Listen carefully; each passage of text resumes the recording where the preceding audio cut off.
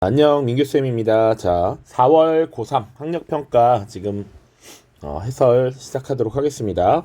자, 문항을 간단하게 좀 봤는데 20문제 중에서 지금 이렇게 단원별로 지금 구성이 된 걸 볼 수 있습니다. 1단원은 우리 문명 1번 문제로 고정적으로 나오는 한 문제고요. 2단원 동아시아에서 4문제가 나왔는데 보통 선생님이 수업 때는 중국사에서 4문제 정도 나온다 라고 했는데 이번 학력평가에서는 중국사가 3문제, 일본사가 1문제, 그래서 동아시아에서 4문제가 총 나왔습니다. 자, 그리고 서아시아와 인도의 비중이 때때로 높이 나오기도 합니다. 그래서 2022년 수능에서는 뭐 인도사가 3문제 나오기도 했었고요. 그리고 서아시아사도 보통 2문제에서 3문제 나오는데 학력평가여서 그럴 수도 있습니다만 서아시아에서 지금 2문항, 인도에서 1문항 이렇게 나왔다라고 보시면 돼요. 물론 엄밀히 말하자면 5단원에 있는 세포의 항쟁 당연히 일본사니까 인도사가 2개 나왔다라고 볼 수 있겠네요. 그리고 이제 나머지는 유럽, 아메리카, 그리고 현대 파트라고 보시면 되겠습니다. 요 정도. 지금 서아시아와 인도도 2개 지금 나오고 있다. 중국사의 비중이 계속 날로 낮아지고 있어요. 우리가 쉽게 점수를 획득할 수 있는 부분이 낮아진다라는 위기감을 느끼셔야 합니다.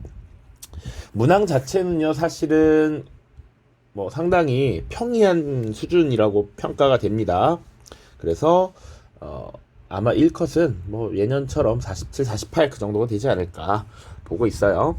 자, 1번부터 한번 보도록 하겠습니다. 가 문명에 대한 설명을 옳은 것은 자, 우표 속 역사 이야기라고 되어 있어서 샹폴리옹이 상형 문자를 해독했다라는 거야. 그게 150주년이 되었기 때문에 그걸 기념하기 위해 이런 우표를 만들었다. 자, 상형 문자 해독했는데 가엘 사람들이 남긴 사자에서 피라미드 이런 결정적 힌트들이 나타나 있다. 자, 요거 이집트라는 거 알 수 있죠. 그러니까 사실은 요 배경은 뭐냐면 당시 프랑스의 나폴레옹이 집권을 한 뒤에 이집트를 침략을 했었죠. 자, 그 이후에 이집트의 이 로제타석을 프랑스 갖고 가요. 이것을 샹폴리옹이라고 하는 인물이 약 20여년간 집중적인 연구를 통해서 이것을 해석하게 됩니다. 자, 아무튼 이집트 문명에 대한 설명이다라는 거 바로 알 수가 있고, 자, 그렇다면 이에 대한 설명 고르면 되겠죠. 자, 은허 유적을 남겼다. 요거는 중국 문명의 상나라가 되겠죠. 중국 상나라. 자, 파르테논 신전. 요것은 우리 그리스 세계를 다룰 때 언급을 했었습니다. 함무라비 법전. 메소포타미아 문명이었고요. 그 중에서 바빌로니아 왕국이었습니다. 바빌로니아. 파라오가 신권 정치를 시행하였다. 자, 파라오 기억해야겠죠. 이 파라오는 신 그 자체이자 신의 대리인 이런 모습을 띈다라고 했습니다. 파라오 신권 정치 잘 기억해야 된다. 자연현상을 참미한 베다를 만들었다. 이것은 인도 문명에 대한 설명이죠. 기본적인 문제이기 때문에 절대 틀리면 안 되겠습니다. 자, 밑줄치 이 전쟁에 대한 탐구활동. 자, 이 전쟁 100여 년 전 교황 우르바누스 2세의 호소로 시작된 이 전쟁, 사실 이것만 봐도 알 수 있는데 성지 예루살렘 회복을 목표로 내세웠대. 하지만 지금 그대들은 그 의무를 저버리고 콘스탄티노폴리스를 약탈하였다. 이슬람교도를 향해서 써야 할 칼이 크리스트교의 피를 흘리는데 사용되었다. 이제 어떻게 예루살렘을 회복하고 비잔티움 제국을 돕자고 사람들에게 말할 수 있겠는가. 자, 우르바누스 2세의 호소로 이슬람 세력으로부터 지금 성지 예루살렘을 회복하자라는 거였으니까 이 전쟁은 십자군 전쟁이 되겠죠. 십자군 전쟁.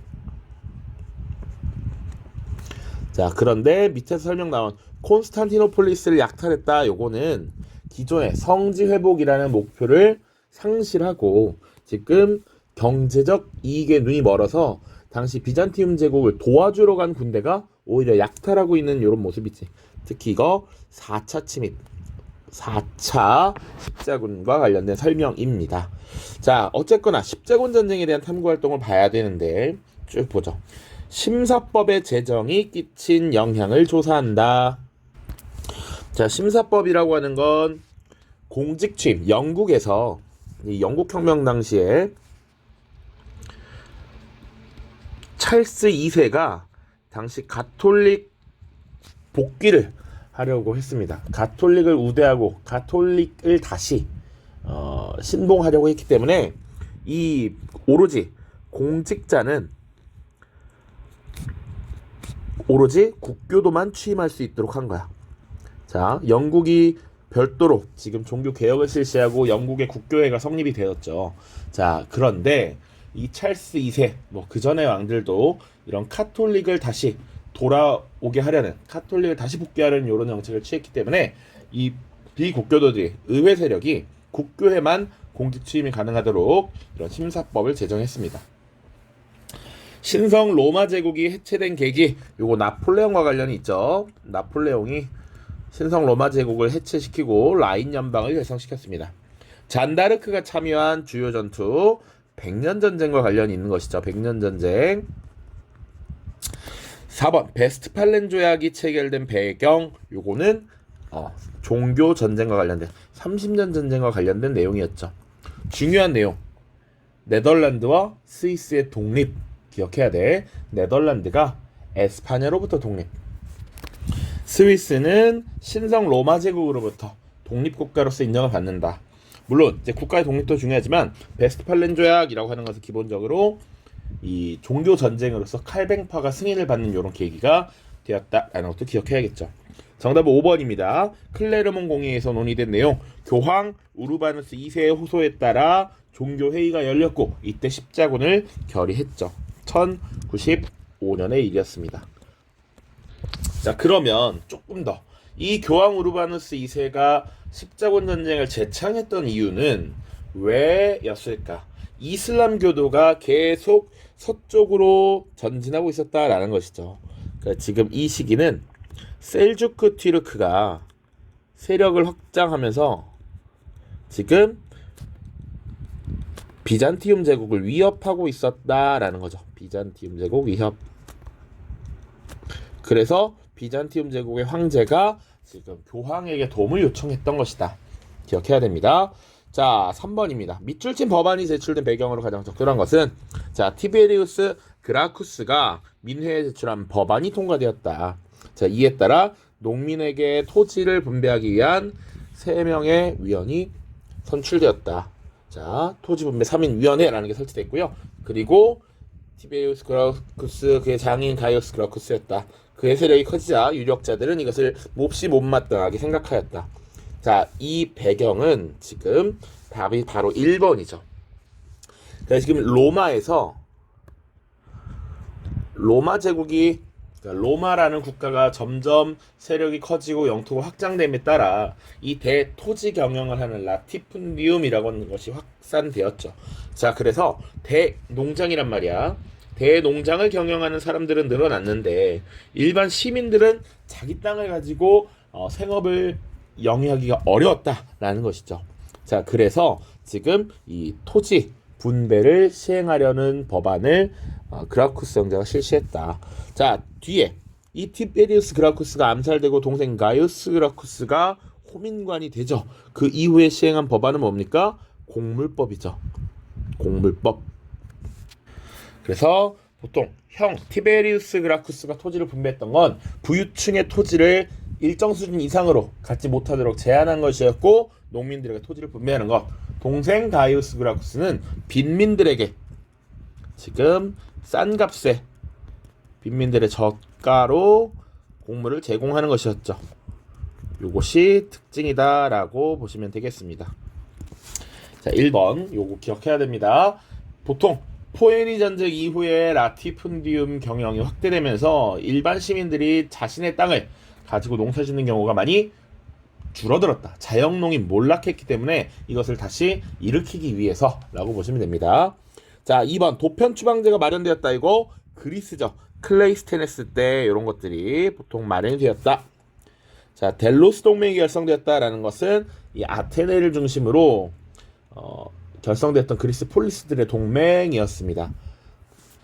보통 이 페르시아와의 전쟁, 그리스 페르시아 전쟁을 주도하는 과정에서 아테네의 주도권이 확립이 되었고, 아테네를 중심으로 일종의 군사동맹, 그리고 기금을 모아서 군사력을 확보하려는 이런 모습들이 있었던 것이 델로스 동맹입니다. 그리스 세계에서 아테네 중심의 군사동맹을 체결했던 것이다. 자, 제2차 삼두 정치가 전개되었다. 이곳은 옥타비아누스와 크라수스, 아니죠. 안토니우스, 그리고 레피두스, 요 세 명이 지금 세 명의 지도자가 이 로마를 이끌어갔던 시기를 말합니다. 1차가 카이사르 크라수스 폼페이우스고 2차는 옥타비아누스, 안토니우스, 레피두스. 그 중에서 옥타비아누스가 두각을 발휘하게 되었고, 이 옥타비아누스가 나중에 사실상 이제 황제로 등극하게 되는 것이죠. 2차 삼도 정치 전개. 자, 스파르타쿠스가 난을 일으켰다. 이건 시기적으로 그라쿠스 형제의 개혁이 실패한 이후에 자영농들이 몰락하면서 사회적 혼란이 굉장히 심화되었다라는 것이죠. 그때 발생했던 노예 반란이었습니다. 노예 검투사의 반란. 자, 요것을 이제 크라수스가 진압을 했었습니다. 자, 4번 보죠. 가왕조에 대한 설명으로 오는 것은 하사받은 예복을 입은 마흐무드, 뭔가 이름부터 이슬람틱해. 자, 가의 수도인 바그다드에서 정변이 일어나자 기존의 칼리프가 폐위되고 알카디르가 새 칼리프로 옹립되었다. 칼리프라는 호칭. 자, 가즈니 왕조의 마흐무드는 권력 기반이 약했던 알카디르를 지지하였고, 이에 알카디르는 마흐무드에게 술탄의 칭호를 부여하고 예복을 하사하였다. 자, 근데 사실은 내용이 많지만 핵심은 요거에서 딱 나옵니다. 수도가 바그다드였던 이슬람 세력. 그치? 그리고 가즈니 왕조라고 하는 것은 우리가 인도사를 다룰 때 분명히 10세기부터 12세기까지 있었던 북인도 지역의 이슬람 왕조였습니다. 그러니까 지금 10세기에서 12세기 사이에 바그다드를 수도로 했던 이 왕조라고 하면 바로 아바스 왕조가 나와야죠. 아바스 왕조. 자, 보통 이 이슬람 제국에서는 정치적 지도자와 종교적 지도자가 일치해서 보통은 칼리프라고 불렀는데, 이 이슬람 왕조의 세력이 약화되면서 정치적 권력을 부여한 술탄이라고 하는 제도를 임명해서 술탄을 임명해서 정치 권력을 분리하는 이런 모습이 나타났죠. 그래서 사실은 아바스 왕조의 바그다드가 부하이 왕조의 침략을 받았을 때, 그리고 또 나중에 셀주크 트르크가 왔을 때 이 술탄을 임명하는 모습이 나타났지. 가즈니 왕조에게도 술탄의 칭호를 부여했다. 뭐 이런 내용입니다. 다 떠나서 지금 아바스 왕조 아니라고 하는 것을 보면 돼. 자, 보죠. 이스마일 1세가 건국하였다. 요거 어딥니까? 사파비 왕조죠. 사파비 왕조. 사파비 왕조 하면 이스마일 1세가 건국하였다. 혹은 아바스 1세 때 전성기를 맞이했고 수도를 이스파한으로 옮겼다. 그리고 시아파 이슬람교 국가였다. 이런 특징들 기억해야 됩니다. 선생님이 봤을 때는 티무르가 이미 한번 출제가 됐기 때문에 사파비도 나올 수 있다. 이스마일 1세, 아바스 1세, 시아파 이슬람교 국가, 그리고 뭐 고대 페르시아의 영광을 되찾겠다 그래서 뭐 샤라는 칭호를 썼다. 뭐 이런 것들 좀 기억을 하셔야겠죠. 수도 이스파한까지. 자, 2번 몽골군의 침입을 받아 멸망했다. 맞죠. 아바스 왕조는 몽골군의 침입으로 13세기에 무너졌습니다. 맞습니다. 자, 사산 왕조 페르시아를 정복했다. 정통 칼리프 시대가 되겠죠. 군 관구제와 둔전병제를 시행했다. 이거 정말 반복되는 선지니까요. 비잔티움 제국. 이베리아 반도까지 영토를 확장하였다. 우마이야 왕조죠. 우마이야 왕조. 기억을 해야 되는데, 자, 이베리아 반도가 이렇게 있고요. 이렇게 이탈리아 반도, 발칸 반도 이렇게 있고, 아나톨리아, 이렇게 지금 아프리카 대륙이 이렇게 있고, 이렇게 있죠. 아라비아 반도가. 그래서 이슬람 제국이 이 아라비아 반도를 통일했어. 무함마드 시기에. 그리고 나서 정통 칼리프 시대 때 조금 더 확장을 합니다. 그러다가 이 우마이야 왕조 때가 되면 엄청나게 확장을 하게 되죠. 우마이야 왕조 때가 되면 요 북아프리카 지역을 넘어서 지브롤터 해협을 넘어가서 여기 이베리아 반도까지 확장을 하게 됩니다. 요렇게. 그러다가 이 우마이야 왕조 때 요 피레네 산맥을 넘어서 유럽 대륙으로 들어가려고 했는데 당시 프랑크 왕국에 막혀버렸지. 뚜르 푸아티 전투까지 같이 봐야 된다. 알겠죠? 자, 5번 봅시다. 밑줄 친 이 시대에 있었던 사실로 옳은 것은 자료는 이 시대의 수도였던 헤이조쿄 공성에서 발견된 목간입니다. 자, 이 시대야 일본 각지에서 중앙으로 다양한 물품을 공물로 바쳤음을 알 수 있습니다. 인번국에서 중남이 해조류 6근을 바쳤다. 이게 힌트가 끝이야. 헤이조쿄 이 시대의 수도였다. 헤이안쿄는 헤이안 시대, 헤이조쿄는 나라 시대다. 자, 이 나라 시대는 보통 8세기 710년부터 794년까지 존속했던 것이라고 보면 되고요. 보자. 1번 다이카게 신이 단행되었다. 요거 연도로 645년입니다. 동아시아사를 공부하는 학생들은 연도까지 정확히 알아야 됩니다. 자, 이 야마토 정권 시기에 중앙 집권화를 추진하기 위해서 일종의 개혁을 추진했던 것이 다이카게 신이죠. 명과 간판무역이 이루어졌다. 요거 무로마치 막부입니다. 무로마치 막부. 위에 굳이 따지면 야마토 정권. 산킹코타이 제도가 이루어진 것 에도 막부고요. 이와쿠라 사절단 나중에 메이지 정부까지 가야 되는 것이죠. 자, 그리고 정답은 5번 일본서기 고사기 등이 편찬되었다. 자, 이 나라 시대의 특징이라고 하면 주로 중앙 집권적 모습을 갖추기 위해 노력했습니다. 자, 당나라의 영향을 받아서 어느 정도 국가 체제, 율령을 정비하는 모습을 보였단 말이야. 그래서 강력한 왕권을 확보했을 때 어느 정도 자신들의 역사를 재정립하려는 이런 모습들이 보였다라고 기억을 하시면 되겠습니다. 자, 6번입니다. 밑줄 친 이 회의에 대한 설명을 옳은 것은 자료로 보는 세계사라고 되어 있고요. 우리 국가들은 더 이상 식민지가 아닙니다. 우린 자유롭고 자주적이며 독립적입니다. 우리는 인종주의에 대한 공통된 거부감으로 결속되어 있고 아시아와 아프리카가 하나로 뭉쳐야만 세계의 안전을 지킬 수 있다고 생각합니다. 그래서 자료는 인도네시아의 대통령 수카르노가 인도네시아에 도시던 이곳의 개막식에서 이 회의에서 연설한 내용이다. 아시아 아프리카의 29개국 대표가 참석한 가운데 식민주의와 인종주의에 대한 반대를 표방했습니다. 자, 그래서 기존의 자본주의를 중심으로 한 제1세계와 제2세계 어디에도 포함되지 않는 제3세계를 지금 표방하려고 했던 것이죠. 제3세계를 표방하는 아시아 아프리카 회의였다. 이게 인도네시아 반둥이라고 하는 도시에서 개최가 되어서 이거 반둥회의라고 보시면 되겠습니다. 자, 그래서 이 반둥회의와 관련된 설명을 찾으면 바로 정답 1번 평화 10원칙을 채택하였다까지 보면 됩니다. 자, 요 키워드들 기억해 놓으세요. 아시아 아프리카의 연합 뭉치자, 그리고 인도네시아에서 열린 반둥회의 평화 10원칙 기억해야 됩니다. 자, 제3세계와 관련해서 사실은 이 평화 10원칙 여기 가장 많이 출제가 돼요. 물론 이 평화 10원칙이 나오기 전에 평화 5원칙이라는 것도 있었습니다. 평화 5원칙. 자, 지금 이 제3세계를 표방한 반둥회의가 1955년에 있었고요. 그 전년도인 1954년에 평화 5원칙이 이제 발표가 되는데, 요거는 인도의 네루와 중국의 준레 저원라이 총리가 만나서 지금 발표한 내용이었죠. 여기다가 사실은 조금 더해서 발전한 것이 평화 10원칙이었고, 이때는 29개의 나라가 지금 함께 했다라는 것이지. 그래서 보통 사실 제3세계와 관련해서는 5원칙 안 나오고 10원칙만 나옵니다. 요거 계속 기억하면 됩니다. 알겠죠? 그리고 원칙이라고 하면 비동맹 중립주의라고 하는 것 같이 좀 기억을 해 두십시오. 비동맹 중립주의. 자, 봅시다.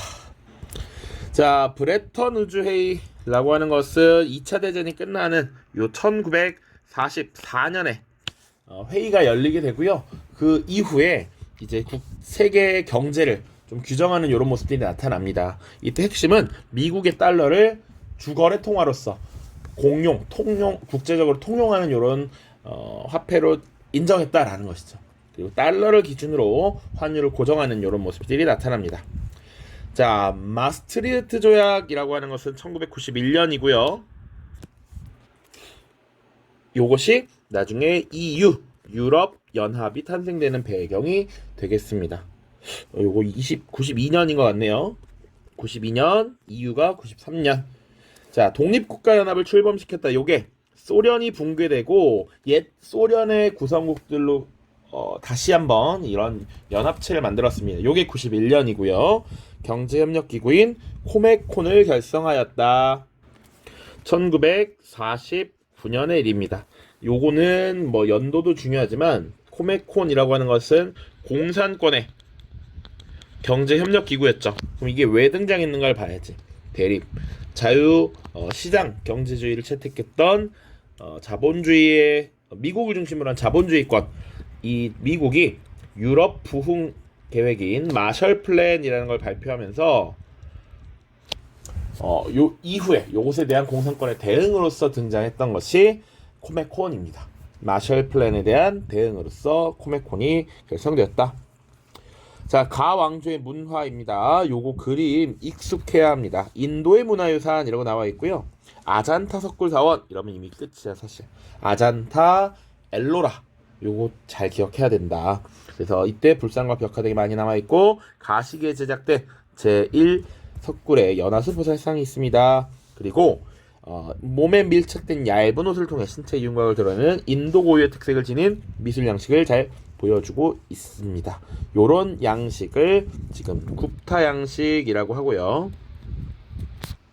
이 굽타 양식이 유행했던 왕조는 당연히 굽타 왕조겠죠. 뭔가 글씨가 마음에 안 드는군. 굽타 왕조.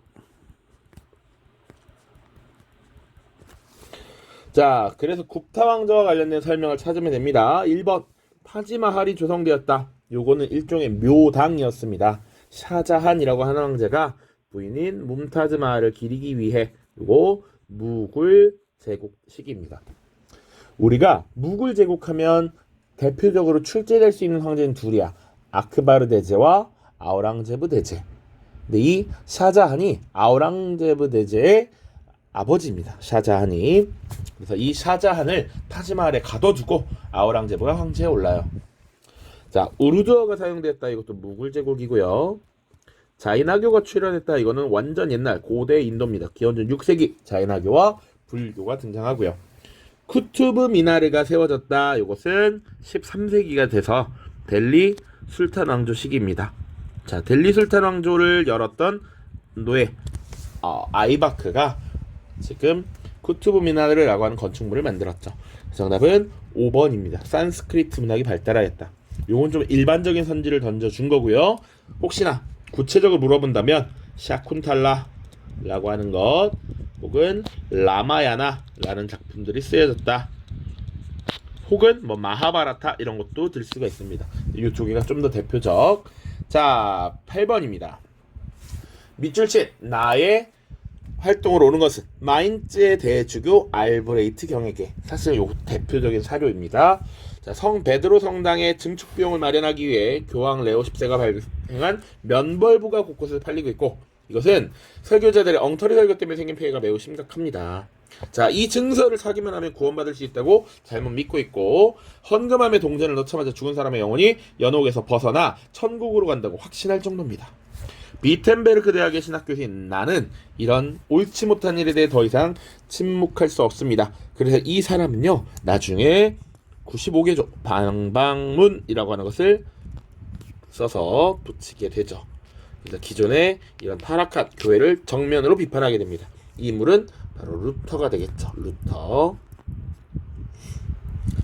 자, 나의 활동 고르면 되겠습니다. 1번 예수회를 설립하였다. 이거는 로욜라에 대한 설명입니다.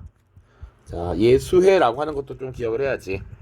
지금 종교개혁이 일어나게 되는 시기잖아요. 루터의 종교개혁, 그리고 칼뱅의 종교개혁, 영국의 헨리 8세의 종교개혁, 이런 것들 쭉쭉쭉 보는데 이런 종교개혁에 대항하는 카톨릭의 내부적인 대응이 있었단 말이야. 그 결과 중에 하나로 선교, 포교 활동을 나서는 이 예수회라고 하는 하나의 파가 성립이 되었다라고 보시면 되죠. 우신예찬을 저술하였다. 요것은 북유럽의 르네상스를 다룰 때 배운 것인데 에라스미스가 되겠습니다. 95개 중 한 방문 발표. 이게 정답이고요. 크리스트교 강요에서 예정설을 주장했다. 이게 칼뱅에 대한 설명입니다. 자, 그리고 칼뱅은 사실 자신의 직업에 따른 역할을 잘 수행해서 돈을 버는 것은 정당하다라고 하면서 직업인들, 상공업자들의 지지를 받게 됐다. 이런 거 받아야 돼요. 기억해야 됩니다.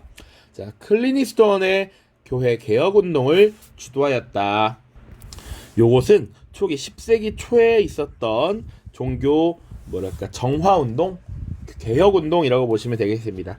대표적인 교회 개혁을 주도했던 세력이 클리니스톤이고요. 여기서 베네딕트 계율이라는 것을 지키다라고 이야기를 했었죠.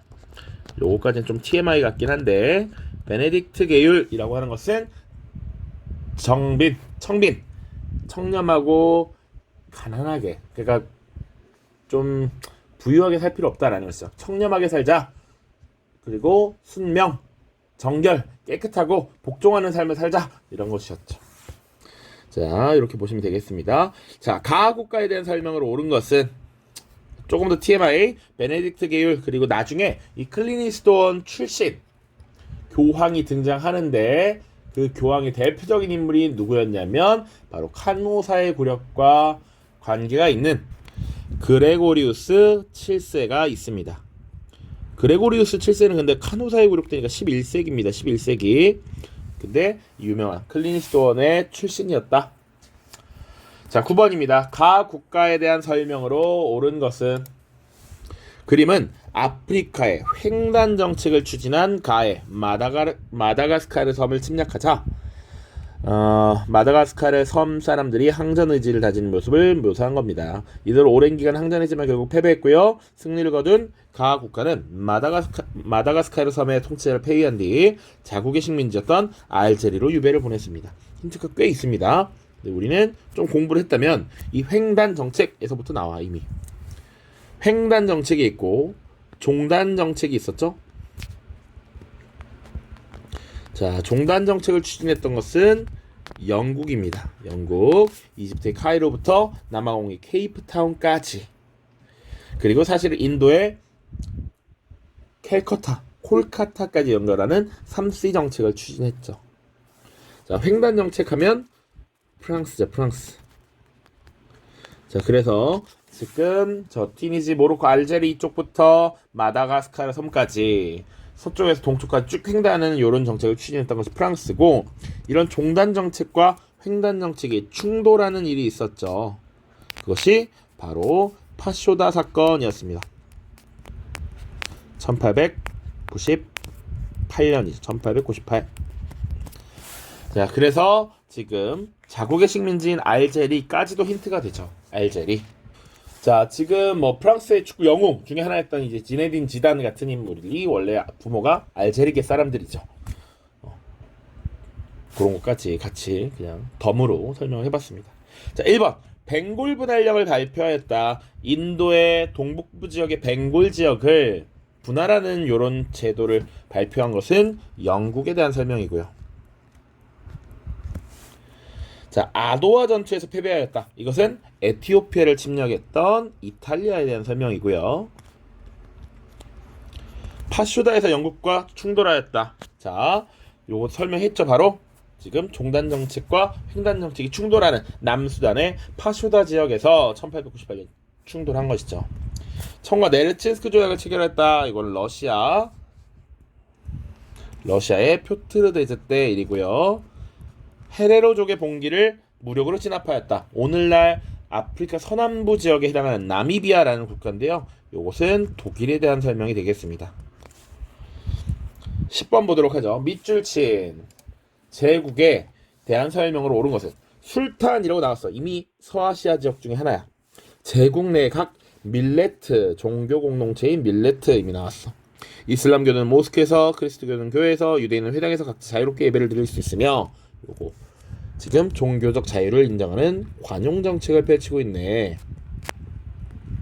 자, 이들 사이에 어떤 차별이 있어서는 안 된다. 그리스인이나 아르메니아인 모두 이슬람교도처럼 신합해서 동등한 종이요 내 백성들이니 서로 다른 종교가 결코 장애가 될 수 없다. 그대들 모두가 제국의 법 아래에서 보호받게 될 것이다.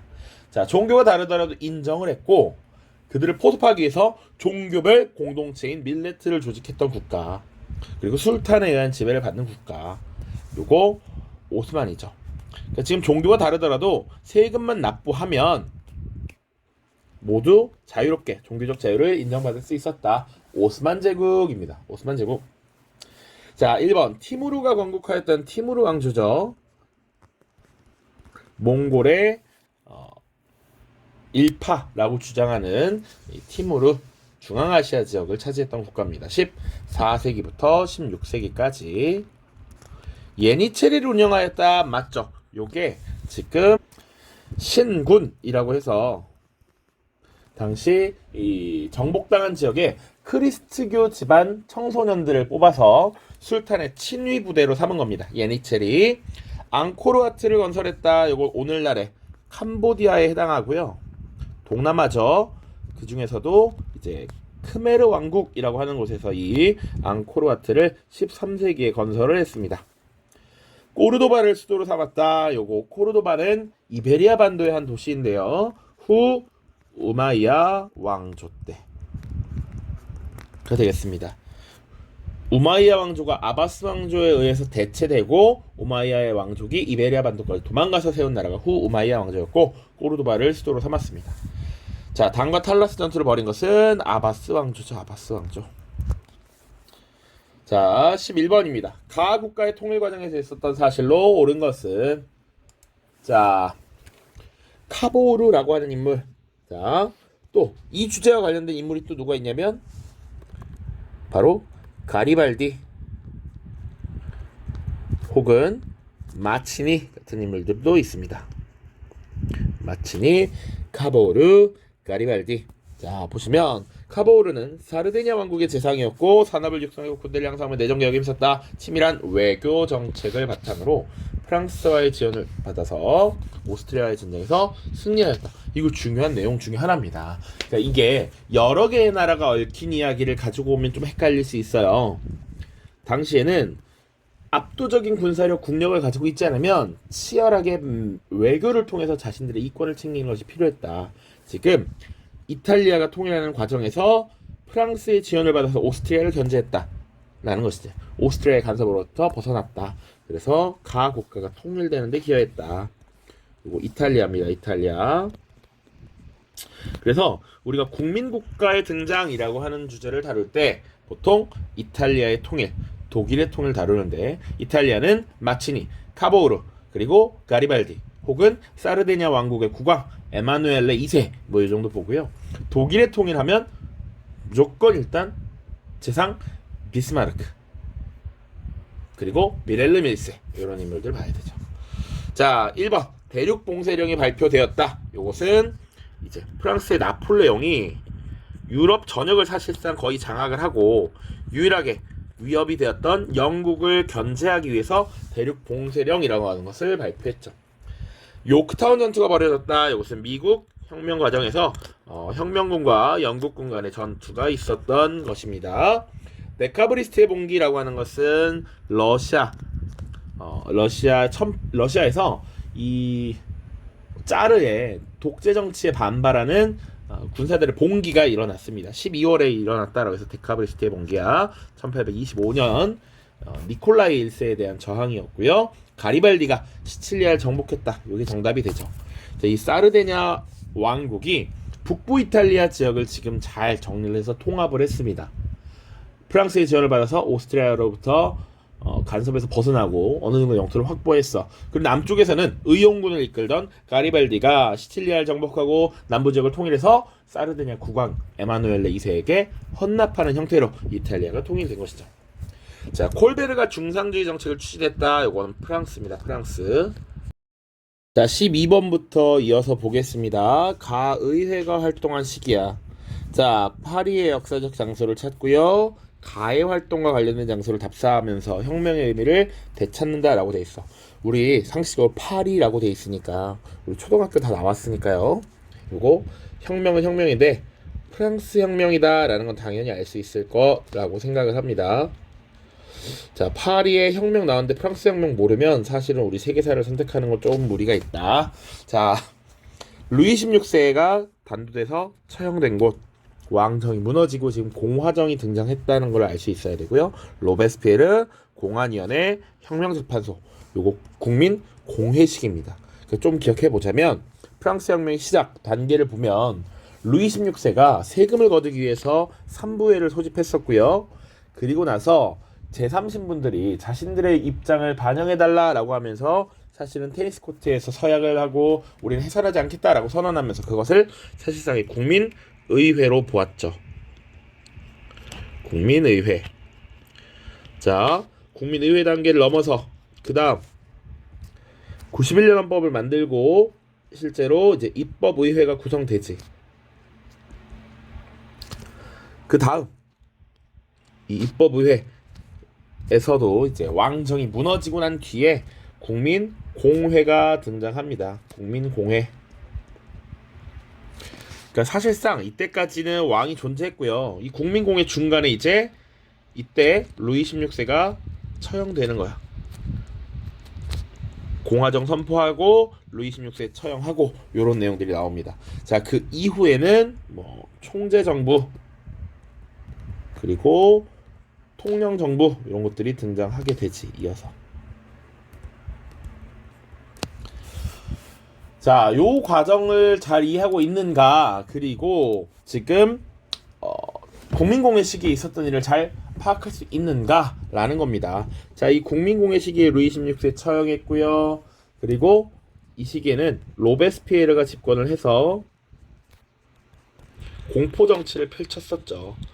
자, 요거 기억해야 된다. 자, 1번 3부회가 소집되었다. 3부회가 소집된 것은 국민의회 전이잖아요. 그치? 요 전이야. 요것에 대한 반발로 국민의회가 형성됐으니까 안 된다. 2번 공화정이 선포되었다. 국민공회 자체가 일단 공화정이라는 것을 의미한다라는 것이죠. 공화정 선포. 그러니까 이게 정답이 됩니다. 바스티유가 함락된 것은 국민의회가 결성되고 사실상 이제 민심의 폭발이 나타났던 것이죠. 그치? 국민의회 시기. 여기 3번이 되겠습니다. 4번 나폴레옹 법전이 편찬됐다. 이것은 나폴레옹이 통령에 취임한 이후니까 여기에 해당할 거고요. 5번 테니스 코트의 서약. 여기에 해당하죠. 여기. 오케이. 자, 넘어갑니다. 13번이죠. 다음 자료를 활용한 탐구 주제로 적절한 것은, 자, 세르비아 민족주의를 지지하는 자들의 선동으로 사라예보에서 오스트리아 헝가리 제국의 황태자 부부가 암살된 사건, 사라예보 사건이 발생했습니다. 이로 인해 오스트리아 헝가리 제국이 세르비아에 선전포고를 하였고, 세르비아 민족주의는 여전히 세르비아를 지배하고 있습니다. 나 비렐름 2세는 황태자 부부 암살 사건에 책임이 있는 자들이 합당한 처벌을 받아야 된다고 생각합니다. 사라예보 사건이라고 하면 제1차 세계대전의 발발이라고 바로 연결이 돼야 합니다. 자, 그래서 사실은 이 발칸 전쟁이 일어나고 나서 발칸 반도 지역에 여러 민족주의들이 충돌하고 지금 화약고가 결국 터져버린 것이 1차 대전이었죠. 그래서 예를 들어서 이 오스트리아, 헝가리 제국, 여기, 그리고 지금 세르비아 이런 나라도 있고요. 지금 비렐름 2세가 합당한 처벌을 받아야 된다라고 해서 여기 독일이 여기 서는 것이죠. 그리고 여기 오스만 제국 같은 나라들이 들어섭니다. 뭐 그 이외에 뭐 영국, 러시아 이런 나라들, 프랑스 이쪽에 서는 것이죠. 결국은 이 세력들이 동맹국이 패전하게 됩니다. 그거까지 나중에 보면 돼요. 자, 빈 체제의 성립이라고 하는 건 19세기 초 1814년 15년 빈 회의에서 오스트리아의 재상 메테르니가 주도했던 프랑스 혁명 이전으로 돌아가려는 복고주의, 보수주의 이런 모습들이었다. 뉴딜 정책은 미국의 대공황이라는 사건이 있었고, 이것을 극복하기 위해서 당시 루즈벨트 대통령이 추진했던 일련의 정책들이죠. 30년 전쟁은 이제 종교전쟁이었습니다. 종교개혁 이후에 새로운 신교를 받아들이려는 세력과 그것을 막으려는 세력들 간의 사실상 전쟁, 나중에 국제전으로 비화되었다. 차티스트 운동, 이것은 노동자들이 참정권을 요구했던 것이죠. 인민 헌장을 발표했던 것입니다.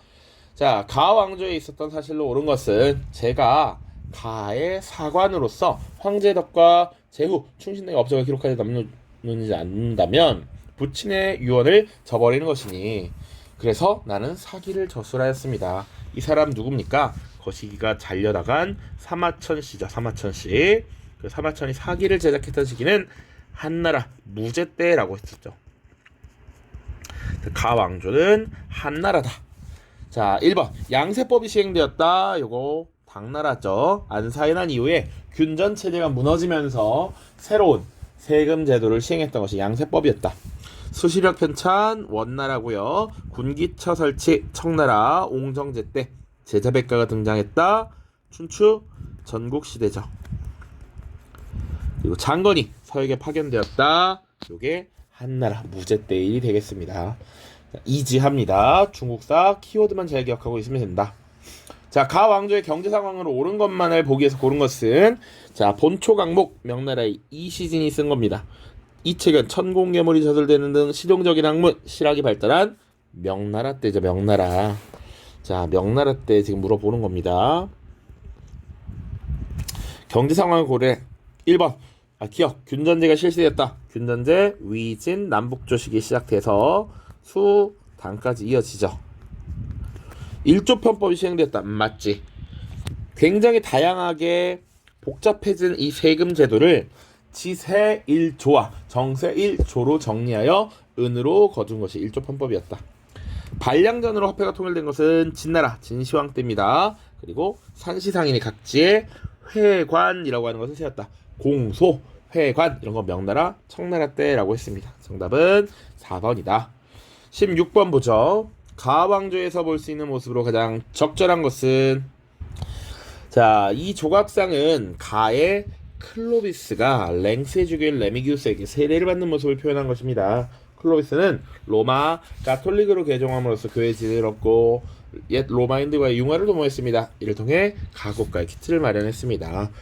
클로비스 요거 프랑크 왕국이죠. 자, 기억이 나겠지만 선생님이 요거 예전에 서술형으로 냈었던 것 같습니다. 로마 가톨릭을 개종하면서 로마인과의 융화를 꾀했다. 또 기존의 근거지로부터 크게 이동하지 않았기 때문에 세력의 변화가 많지 않아서 안정적으로 국가 운영을 할 수 있었다. 이런 두 가지. 프랑크 왕국이 중세 이 게르만 국가 중에서 가장 오래 살아남을 수 있었던 이유 이런 것들을 물어봤었죠. 자, 1번 신학대전을 집필하는 학자 신학대전. 요거 중세 유럽의 토마스 아퀴나스 때죠. 토마스 아퀴나스.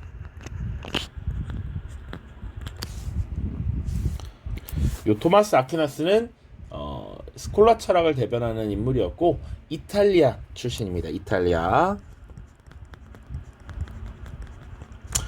자, 2번 와트타일러의 난에 가담하는 농민 요거 영국입니다. 영국 와트타일러의 난 프랑스에서 있었던 자크리의 난 이런 것들 요것도 14세기가량 있었던 일입니다. 성 소피아 성당의 건축을 명하는 황제 요거 비잔티움 제국 유스티니아누스 황제죠. 13세기 14세기인가? 14세기인 것 같죠? 14세기 요것도 14세기 요거는 6세기 수도 니네베 왕립도서관에 건설에 동원되는 인부 요거 아시리아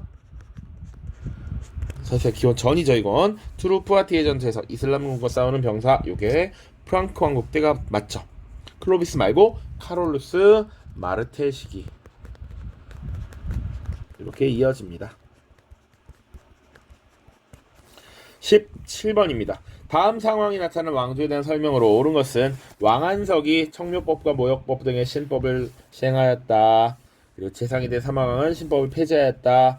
왕안석의 신법 바로 송나라 때죠. 송나라 때 지속된 전쟁과 이민족에 대한 세패 지급으로 국가 재정이 악화되자 이것을 회복하기 위한 노력을 벌였던 것이 왕안석입니다. 송나라 때고요. 정답은 바로 교자를 발행하였다. 맞죠? 송나라의 화폐, 종이화폐였던 교자와 회자 이런 걸 기억하라 라고 했습니다. 그쵸? 향거리선제를 시행하였다. 한나라 때고요. 정화의 함대 파견한 건 명나라 영락제고요. 고구려원정을 단행하였다. 수나라 혹은 당나라 광저에 공행을 설치하고 서양 상인과의 무역을 전담시켰던 거 청나라입니다.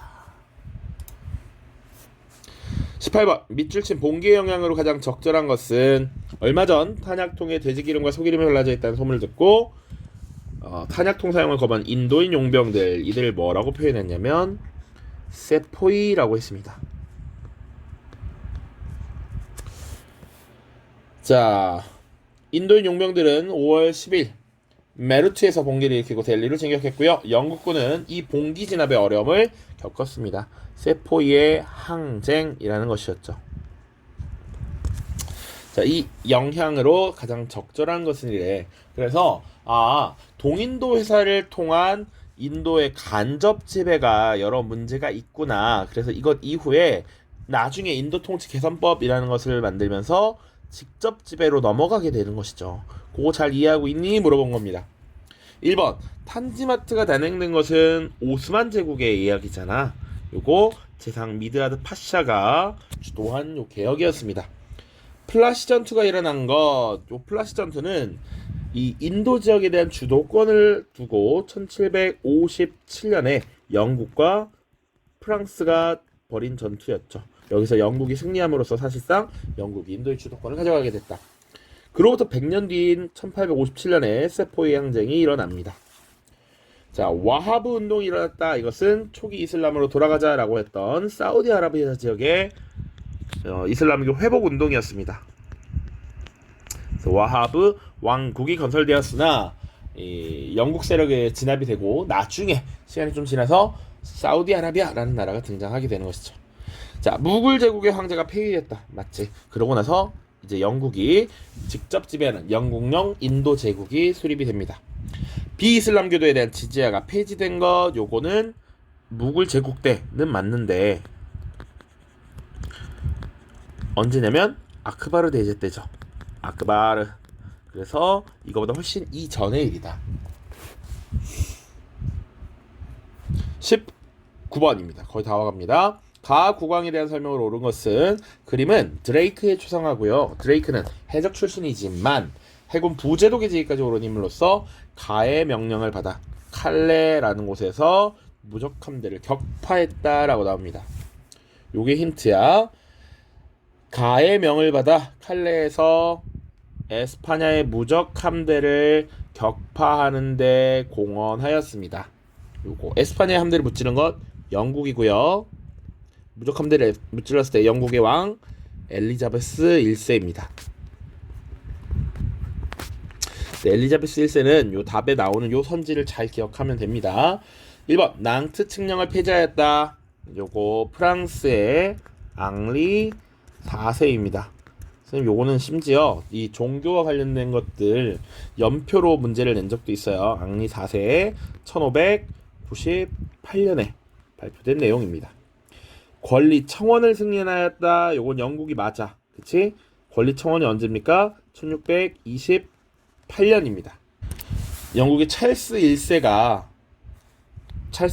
과도한 과세를 부과하려고 하자 이 의회에서 그것을 받아들이는 대신 다음에는 의회의 동의를 받고 해라. 뭐 이런 식의 내용을 찰스 1세에게 오케이를 받았던 것이죠. 영국 국교회를 확립하였다. 요게 정답이 됩니다. 자, 영국 국교회는 기존의 크리스트교 가톨릭으로부터 독립을 하면서 등장했는데 특히 헨리 8세 때 수장령이라고 하는 것을 발표했고요. 그래서 이제 영국 교회의 수장은 이제 교황이 아니라 영국의 국왕이다 라는 것을 발표했고 엘리자베스 1세 때 통일령이라는 걸 발표해서 영국 국교의 교리나 이런 시스템을 갖추었다 라고 보시면 됩니다. 수장령 1534, 통일령 1559 이렇게 기억하시면 되겠습니다. 연도를 꼭 외워야 되는 건 아니지만 대략적인 흐름을 알아두면 좋겠다. 상수시 궁전을 건립하였다. 우리 프랑스의 베르사유 궁전, 독일의 상수시 궁전 이렇게 얘기하는데 상수시 궁전 하면 독일의 절대군주였던 프리드리히 대왕, 프리드리히 2세 이렇게 보면 되겠죠. 독일의 프리드리히 계몽군주였던 프리드리히 때이다. 농노 해방령을 발표했다. 러시아에서 뒤늦게 발표가 된 농노 해방령이었죠. 1861년이었고 알렉산드르 2세 때입니다. 1861년. 마지막입니다. 밑줄진 봉쇄가 일어나는 시기. 자, 그림은 미국이 쿠바 해상을 봉쇄하는 상황을 풍자한 것이다. 미국이 터키, 튀르키예 등의 핵무기를 배치하자 소련은 쿠바에 미사일 기지를 건설을 시도했습니다.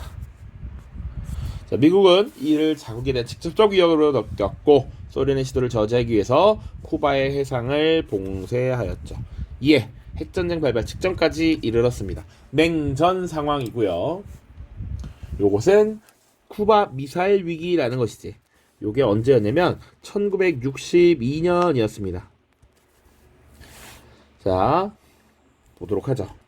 자, 대서양 헌장의 발표가 언제 있었냐면 2차 대전 중에 대서양 바다 한복판에서 함정에서 당시 처칠과 루즈벨트가 전쟁 이후에 세계를 어떻게 재조직할 것인가, 질서를 세울 것인가 합의한 것이었습니다. 대서양 헌장 마셜 계획, 이곳은 미국이 서부 유럽의 경제를 재건하려는 이런 계획을 발표한 것이었죠. 47년이었고요. 아까도 봤는데 이것에 대한 대항으로 공산권 경제상호 원조회의라고 하는 코메콘 이런 거 등장했습니다. 자, 1차 비동맹 회의 개최. 요거는 이제 아까 또 제3세계와 관련된 주제인데 요것이 1961년에 있었던 일입니다. 요게 연도가 사실은 좀 생소할 수 있어요.